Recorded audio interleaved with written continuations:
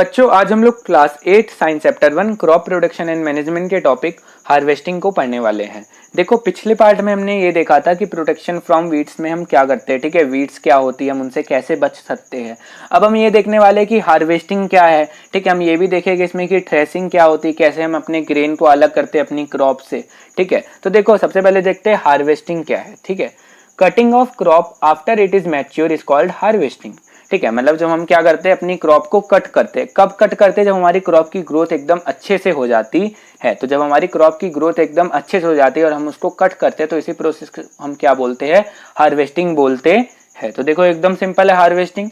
अब हार्वेस्टिंग हम करते हैं किसकी मदद से है, it is done by using a sickle और अ हार्वेस्टर। ठीक है, मतलब सिकल होता है इस तरह का होता है, ठीक है, यहाँ पे शार्प होता है, ठीक है, तो उसकी मदद से काटते, जैसे आम काटने वाला होता है ना हमारे घर में, उसी तरह सिकल होता है। ठीक है, मतलब उसी तरह सिमिलर होता है। तो उसकी मदद से या तो एक मशीन, ठीक है, एक हार्वेस्टर होता है, ठीक है, हार्वेस्टर या सिकल की मदद से हम क्या करते हैं, हार्वेस्टिंग करते हैं। तो देखो अभी तक तो एकदम सिंपल है। अब देखो, in the harvested crop the grain seeds needs to be separated from the shaft. ठीक है, अब देखो जो हार्वेस्टेड क्रॉप रहती है, मतलब हमने जो क्रॉप कट कर ली, ठीक है, अब वो क्रॉप को हमने अलग जाके रखा। अब उस क्रॉप में भी हमें क्या जरूरत है कि जो हमारे अनाज है, ठीक है, जो अनाज, ठीक है, जिसको हम लोग कंज्यूम करते हैं, जो ग्रेन है हमारे, उनको हम क्या करें, अपने क्या कहते हैं, जो बचा हुआ क्रॉप है, ठीक है, जिसको हम उससे अलग करें, ठीक है, शाप से, ठीक है, मतलब भूसा जो बचता है, ठीक है, उससे अलग करे, क्योंकि भाई भूसा तो हम खाएंगे नहीं, हमें क्या खाना है, ग्रेन। ठीक है, भूसा वगैरह शाप वगैरह किन के लिए यूजफुल रहता है, काऊ वगैरह के लिए। ठीक है, तो वो उनके लिए अलग किया कर दिया जाता है और ग्रेन हम लोग के लिए अलग कर दिया जाता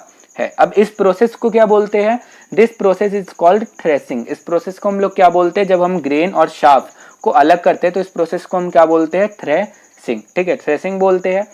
done with a machine called combine और बाय विनोइंग मशीन। ठीक है, अब थ्रेसिंग हम करते हैं किसकी मदद से, तो एक मशीन है, ठीक है, आप देखोगे आपकी इमेज भी एनसीईआरटी में बनी है टॉप पे, जिसका नाम है कंबाइन, या एक विनोइंग मशीन रहती है। अगर हमारी क्रॉप बहुत ज्यादा नहीं है तो हम विनोइंग मशीन की मदद से कर लेते हैं, और अगर बहुत ज्यादा क्रॉप है, ठीक है, तो हम किसकी मदद से करते हैं, कंबाइन की मदद से करते है। तो देखो हमने हार्वेस्टिंग अच्छे से समझ ली, हमने थ्रेसिंग अच्छे से समझ ली। अब हम देखते हैं हार्वेस्ट फेस्टिवल। ठीक है, जो एक छोटा सा आपके कॉलम में टॉपिक दिया है आपकी बुक में, तो इसको भी हम लोग देख लेते हैं। ठीक है, लेकिन तब तक देखो अगर यहाँ तक एकदम अच्छे से चीजें समझ आ रही है ना, तो यार वीडियो को लाइक कर दो एंड चैनल को सब्सक्राइब कर दो यार। ठीक है, जिससे आगे वाले पार्ट भी आपको अच्छे से मिलते रहे।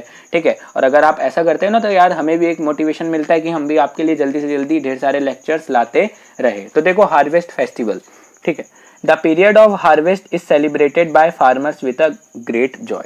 अब देखो भाई जाहिर सी बात है कि आप किसी चीज के लिए मेहनत कर रहे हो, ठीक है, मेहनत मतलब आप अपनी फसल उगा रहे हो। फसल क्यों उगा रहे हो, ठीक है, कि जल्दी से वो उगे, ठीक है, फिर आप उनको सेल कर सको, ठीक है, अपना एक लिवलीहुड अर्न कर सको। ठीक है, मतलब अब बच्चों लोगों के लिए तो कर रहे हैं अपने फार्मर्स, ठीक है, और इतनी मेहनत लगती है, 3-4 महीने में आपको वो क्रॉप ग्रो करनी पड़ती है, उनके इरिगेशन, ठीक है, बीज बोना, ठीक है, सॉइल प्रिपेयर करना, मैन्यूअल फर्टिलाइजर डालना, वीड से बचाव करना, इतनी सारी प्रोसेस, ठीक है, जो हमने पहले डिस्कस कर चुकी है।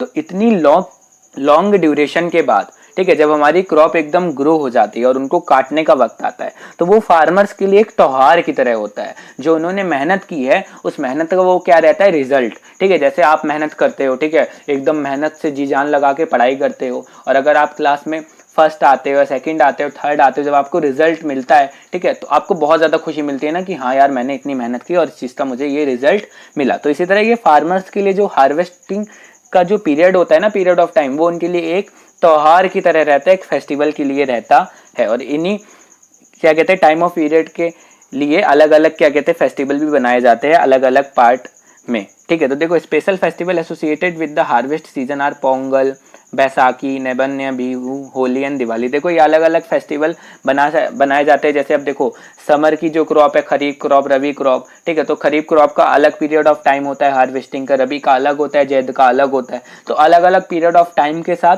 अलग अलग इंडिया के अलग अलग रीजन में अलग अलग टाइप के फेस्टिवल बनाए जाते हैं, जैसे पोंगल, बैसाखी, नैबन्य, बिहू, होली। होली तो पूरे इंडिया ऑल ओवर बनाई जाती है, दिवाली भी। ठीक है, तो देखो हमने ये देख लिया हार्वेस्टिंग के बारे में, हमने हार्वेस्ट फेस्टिवल के बारे में देख लिया। अब नेक्स्ट पार्ट में हमने अभी तक क्या करा है, हमने क्रॉप्स तो कट कर ली है, अब हमें क्या करना पड़ेगा, ठीक है, थ्रेसिंग भी कर ली हमने, ठीक है, ग्रेन और शाफ को अलग कर लिया। अब हमें इनको कहीं ना कहीं स्टोर करना पड़ेगा। ठीक है, ध्यान देना पड़ेगा कि भाई हमने इतनी मेहनत की है तो इनको अच्छे से स्टोर भी करें, नहीं तो ये खराब हो जाएगी। तो नेक्स्ट पार्ट में हम देखेंगे स्टोरेज के बारे में। तब तक के लिए अगर एकदम अच्छे से समझ आया तो वहीं वीडियो को लाइक कर दें, चैनल को सब्सक्राइब कर दें। मिलते हैं नेक्स्ट पार्ट में।